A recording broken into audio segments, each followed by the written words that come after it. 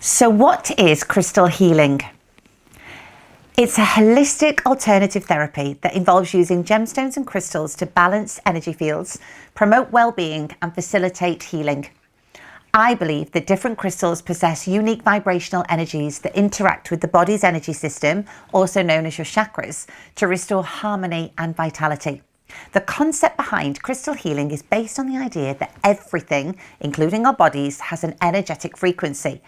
Crystals, due to their molecular structure, are believed to hold stable energy frequencies that can influence and align the human energy field. By placing crystals on or near your body, I aim to remove energy blockages, reduce stress, and enhance your overall health. If you're interested in exploring crystal healing, start by choosing crystals that resonate with you. Trust your intuition. Cleanse your crystals regularly. I have done more videos on this if you'd like to look and see those. And set clear intentions for the use of that crystal.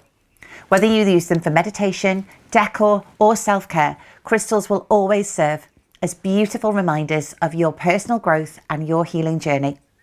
To learn more, please subscribe below and watch the rest of my how-to videos. Until next time, love and light.